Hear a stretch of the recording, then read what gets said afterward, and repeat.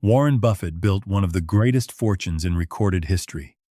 King Midas, in the oldest gold story ever told, did something almost identical thousands of years before Buffett was born, and the connection between these two men reveals a financial truth so precise and so overlooked that most people walk past it every single day of their lives. By the end of this teaching, you will understand exactly what that truth is and why knowing it changes everything about how you build. A prayer for patience and the discipline to let your wealth work awaits you at the close. The great deception of wealth building is this: everyone around you is focused on the wrong question. They are asking, how do I make more money faster? How do I find the next opportunity? How do I get in before it moves? The entire financial industry, the content you scroll past every morning, the advertisements that follow you across every platform, all of it is pointing you toward speed, toward action, toward the next move. And here is what that does to you. It makes you dangerous to yourself. This is not investing. This is gambling with better vocabulary. The world tells you that the people who win are the ones who move fastest.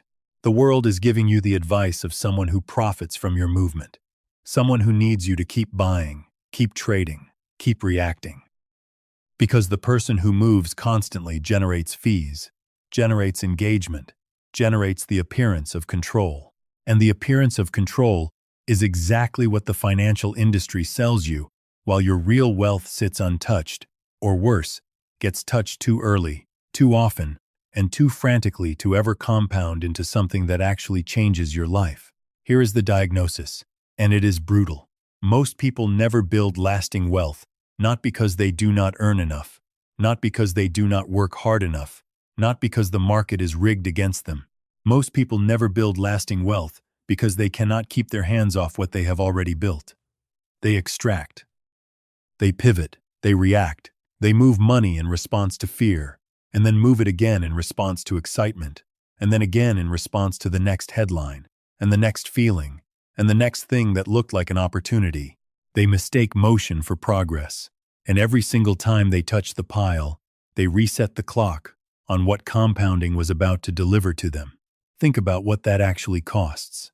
A position that is growing consistently does not care about your anxiety. It does not speed up because you are watching it. It does not reward you for moving it. But it will punish you for touching it before its work is complete, not with a dramatic collapse, but with the quiet, invisible penalty of lost time. Time that you can never buy back at any price, with any strategy, regardless of how disciplined you become later. The years you interrupt are gone permanently. That is the real cost that never appears on your statement. The ancient Greeks had a story for this. They told it about a king. And hidden in that story in the specific detail of what Midas actually did when he received the power to turn everything to gold is a financial principle that Warren Buffett has been demonstrating for 7 decades. A principle that connects these two men across 3,000 years of history, and almost nobody has named it directly. In Ovid's Metamorphoses, Book XI, the story of King Midas begins not with greed. That is the first detail most people miss entirely. It begins with generosity. Midas finds the satyr Silenus, the old companion of Dionysus, the god of wine, wandering lost and confused through the countryside of Phrygia. And rather than turning him away, Midas takes him in. He entertains him for 10 days. He feeds him, shelters him, honors him as a guest. And when he finally returns Silenus to Dionysus, the god is so moved by this act of hospitality that he offers Midas a gift, any gift, whatever the king desires. Notice what Midas could have asked for. He could have asked for wisdom. He could have asked for long life. He could have asked for the protection of his kingdom, the loyalty of his people, the strength to govern wisely. These were all available to him. Instead, he asked for speed. That is the principle embedded in the request, not gold itself. Speed. Midas wanted the power to accumulate instantly. He wanted to compress time. He wanted to skip the process, the years of building, the slow patience of watching something grow from a seed into a structure, the discipline of leaving the pile undisturbed while it does what accumulating things do. He wanted the result without the waiting. Dionysus granted his wish, and by the next morning, everything Midas touched turned to gold. At first, he was overwhelmed with wonder. He touched a twig from a low-hanging branch, gold. He touched a stone from the path, gold. He touched the doorframe of his own palace, gold. Ovid describes a king in the first hours of his gift, moving through his world in something close to ecstasy, almost intoxicated by his own power. The world was cooperating. The wealth was arriving. Everything he reached for was responding. And then he sat down to eat. The bread became gold in his mouth. The wine became liquid gold against his lips. And Midas understood, with the particular horror that only arrives when a wish is fully and completely granted, that what he had asked for was not wealth. What he had asked for was the destruction of everything wealth is actually for. Ovid's account of what Midas did next is instructive. He prayed. He returned to Dionysus and begged him to take the gift back, and Dionysus instructed him to go to the river Pactolus, a real river in what is now western Turkey, documented by both Herodotus and the geographer Strabo as an actual source of gold alluvium in the ancient world, and wash the gift away into the current. The king who wanted everything immediately ended up in a river, washing urgency out of his hands. Now consider what Herodotus tells us in Book 1 of his histories about King Croesus of Lydia, the historical ruler, whose name scholars often associate with the Midas figure, the king whose wealth was so vast that his name became a permanent synonym for riches across the ancient world. Croesus believed that he was the happiest man alive. He believed his accumulation was proof of his invincibility, proof that the universe had confirmed his judgment. And when the Athenian lawgiver Solon visited his court, Croesus asked him directly, "Who is the happiest man you have ever encountered in all your travels?" Solon did not say Croesus. When Croesus pressed him, when he demanded an explanation for why the wisest man in Greece would not acknowledge the obvious, Solon told him something that has survived 2,500 years, because it is structurally, mathematically, historically true. Call no man happy until he is dead. What Solon meant was not fatalism. What he meant was precise. Wealth that has not proven it can survive the long arc of time is not wealth. It is a position, and a position, no matter how large it looks in this moment, can be reversed. Croesus had gold. He had armies. He had influence across the Mediterranean. He lost his kingdom to Cyrus of Persia because he trusted his position more than his discipline, because he reached when he should have been still. Midas nearly starved in his own palace. Croesus lost everything to a king he underestimated. Both men had tremendous power. Both men reached for it too completely, too quickly, without the one discipline that separates wealth from the fever of wealth. They could not keep their hands still. Where are you watching from right now? Drop your city or country in the comments. I want to see how far this ancient wisdom is traveling across the world. Here is what most people miss entirely. The story of Warren Buffett is not a story about intelligence. It is not a story about timing the market, or finding hidden companies before anyone else discovers them, or having access to information the rest of the world cannot reach. Buffett himself has said repeatedly that the analytical edge is not the point. His partner Charlie Munger, who spent 6 decades building Berkshire Hathaway alongside Buffett, and who passed away in November 2023 at 99 years old, reduced the entire philosophy to a single sentence. The big money is not in the buying and the selling, but in the waiting. Notice the precision of that sentence. Munger did not say the big money is in the holding. He said it is in the waiting. Because waiting is active. Waiting is a choice you make every morning when the market opens, and your positions move, and everything in you wants to react. Waiting is the discipline of keeping your hands off what is already working. It is the daily decision to let compounding do what only compounding can do, which is to convert time into wealth, but only if you do not interrupt it. Midas had the power to turn things to gold. He could not wait. He used it on everything immediately, with no boundary, no zone of restraint. The moment the gift arrived, it consumed every interaction he had with the world. Buffett has the analytical power to move his capital almost anywhere on earth. He waits. He sits. He holds. Some of Berkshire Hathaway's most significant positions have been held not for months, not for years, but for decades. These are not trade ideas. These are commitments. And the compounding return on a commitment held for 40 years is structurally fundamentally different from anything you will ever produce by moving faster. The mathematics do not negotiate on this point. Buffett purchased shares of Coca-Cola in 1988. He has not sold them. The position has paid dividends every single year.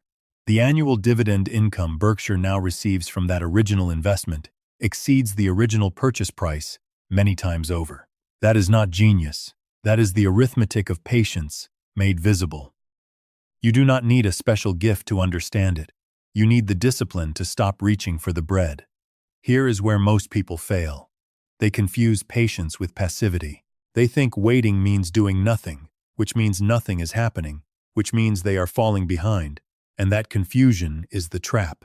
Because when you actually sit with the mathematics of compound interest, when you hold the numbers still and look at what an asset growing at a consistent rate over an uninterrupted period actually produces, you understand that. The work was in the initial positioning. Everything that follows is a test of discipline, not a test of intelligence. A position that compounds at 10% annually doubles in approximately 7 years. Leave it untouched for 21 years, and it has grown to roughly 8 times its original size. Touch it every 3 years, rebalance, pivot, react, extract gains to chase the next thing, and you reset that clock repeatedly. You pay taxes on the gains. You lose the compounding history. You begin again. You feel very busy and very deliberate, while your actual wealth building slows to something that can barely keep pace with inflation. This is not theory. This is the arithmetic of the Midas touch, applied correctly versus incorrectly. And the only variable that separates those two outcomes is whether your hands remain still. Here is where the trap becomes invisible. Benjamin Graham, the man who taught Warren Buffett at Columbia University, the architect of modern value investing, the author of The Intelligent Investor, built his entire framework around a principle he called the margin of safety. Most people who have heard that phrase think it refers exclusively to buying assets below their intrinsic value, to purchasing with a buffer between price and worth. That is only half of the principle. The other half, the half that rarely gets taught, is the margin of safety against yourself. Graham wrote that the investor's chief problem, and even his worst enemy, is likely to be himself, not the market, not the economy. Not flawed companies or poor timing or information asymmetry. Himself, the investor's impatience, his need to feel like something is happening, his inability to sit with an uncomfortable position long enough for that position to prove what it is actually worth.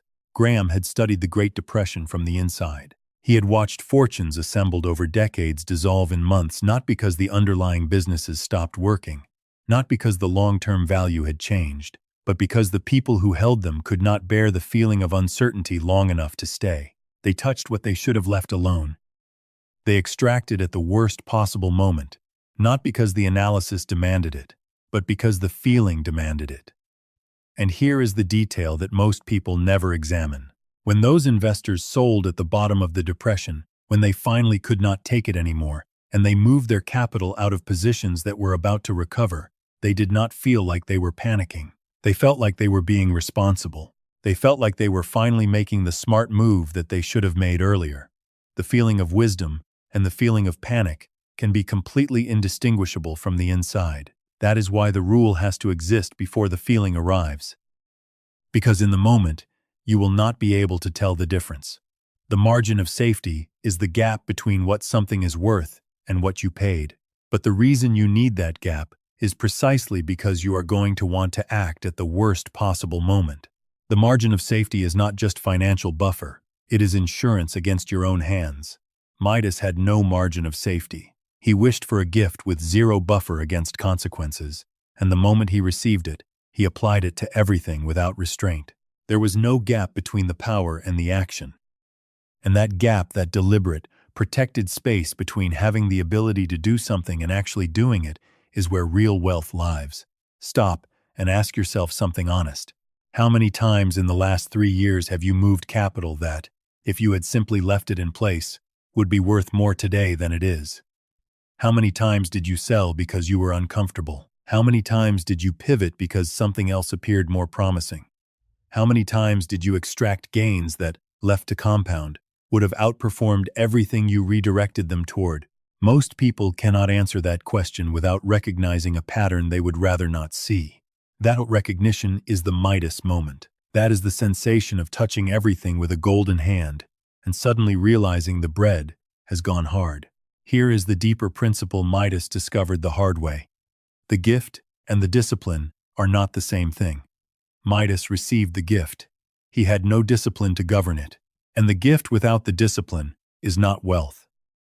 It is a weapon turned against yourself. Buffett received gifts too, the capacity to analyze businesses with unusual clarity, to remain emotionally steady when markets are in chaos, to distinguish between temporary price movements and permanent value destruction. These gifts are real.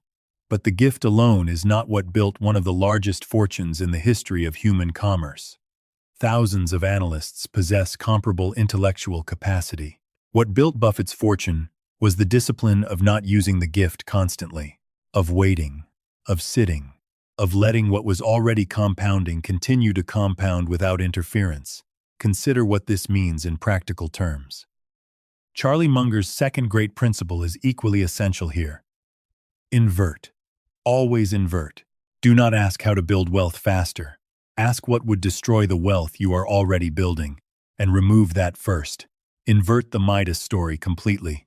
What destroyed Midas's position? Not a lack of gold. He had more gold than he could inventory within hours of receiving the gift.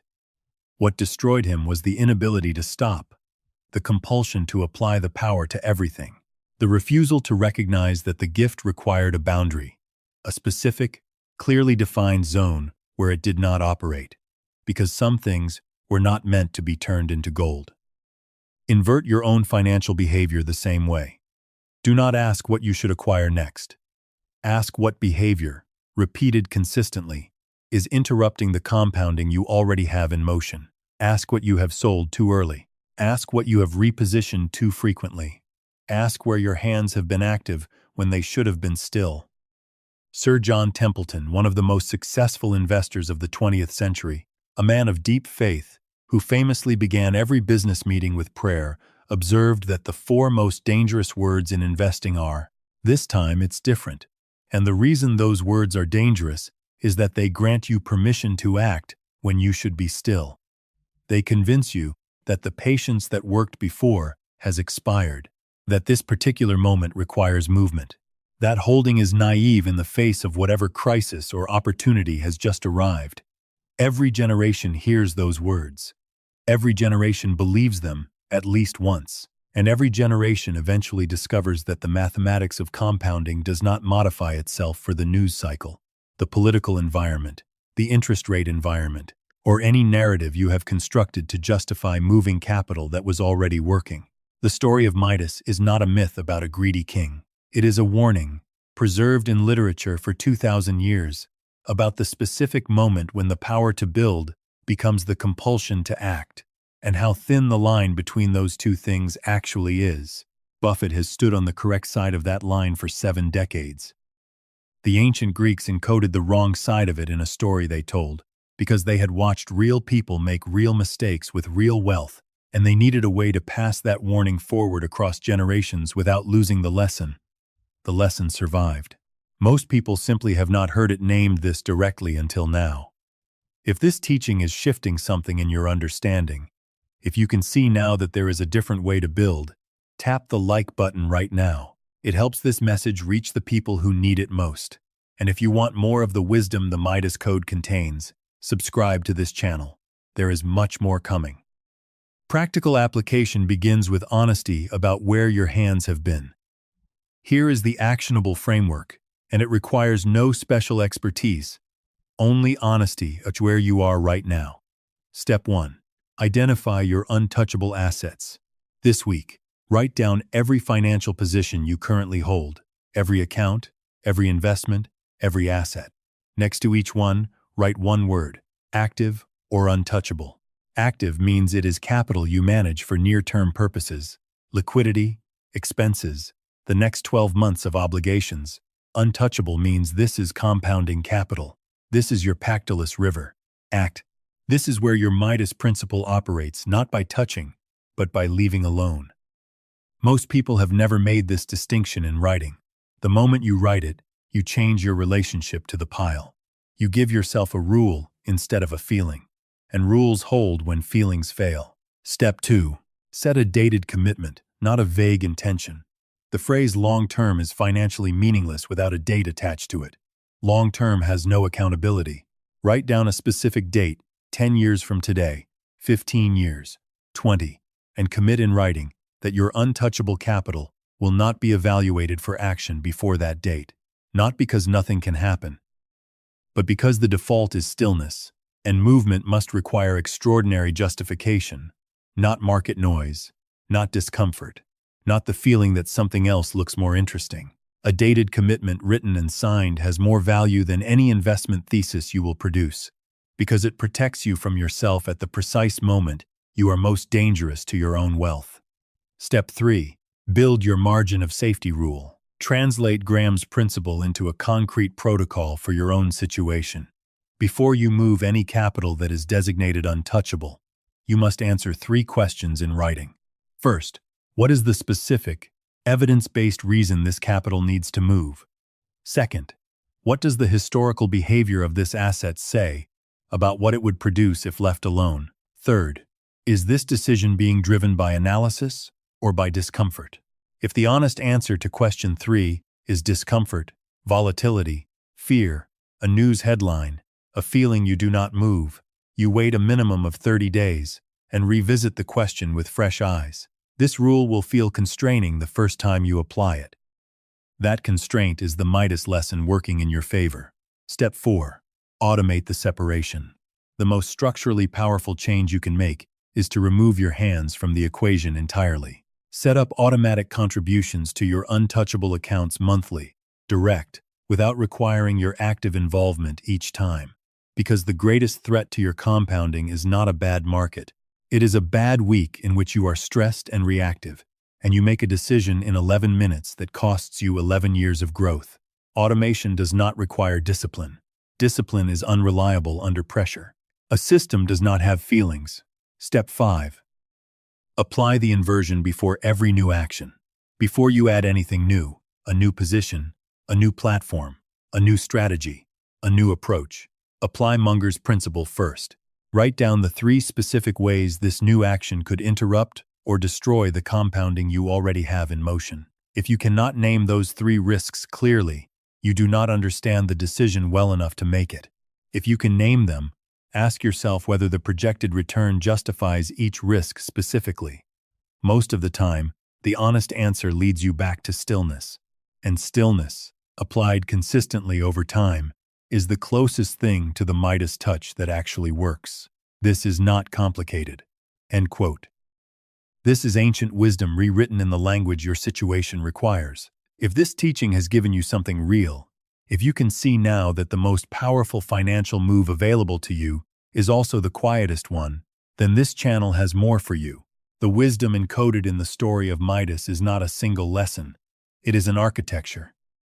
There are principles buried in the ancient texts that most people entering their financial lives right now have never encountered. Principles about debt, about the accumulation trap, about the specific moment when ambition turns against itself, about the difference between income and wealth that the ancient world understood clearly and the modern world has almost entirely forgotten.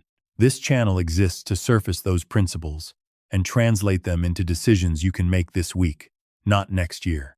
Subscribe now and you will be notified every time a new lesson is released. Hit the like button if this teaching delivered what it promised. What comes next will go even deeper into the financial principles encoded in the ancient code. Before we close, I want to invite you into something different. This prayer is not a formality, it is an alignment. Close your eyes if you can, or simply align your thoughts with mine right now. What comes next is not just words, it is an invitation. Father, we come before you at the close of this teaching with honest hands. We confess that we have often been like Midas. We have been impatient with what you placed in our care. We have moved capital before it was ready to move. We have extracted when we should have waited. We have reacted when we should have been still. We have felt the urgency that surrounds every financial decision, the noise, the fear, the pressure to act, and we have allowed that urgency to pull our hands toward what we should have left alone. We ask today for the discipline that Midas did not have. Not the gift you have already given us gifts, each according to our situation. We ask for the wisdom to protect those gifts, to govern them, to resist the voice that says faster is better, that more movement means more progress, that impatience dressed in the language of strategy is somehow wisdom. We declare that we are not slaves to the panic of the market. We are not servants of the noise that surrounds every financial decision we face. We are stewards. We are builders. We are people who plant with intention and wait with faith and trust the process that time and faithfulness produce. We ask for patience, Lord, the specific, daily, practical patience, to hold what we have built long enough for it to become what it was always meant to be. We ask for protection from our own worst instincts, the reaching hand, the reactive mind, the fear that dresses itself as strategy and convinces us that moving is the same as building. We ask for the wisdom to know what must be touched and what must not, and for the courage to draw that line clearly, write it down, and defend it on the days when the feeling says otherwise. We ask for the peace that comes from understanding that a life built slowly, faithfully, and with disciplined hands is not a life lost. It is the only life that accumulates into something that lasts beyond the season that produced it. In the name of Jesus Christ, Amen. Go in peace. The wealth that endures is not built by the fastest hands, it is built by the most faithful ones. You are free.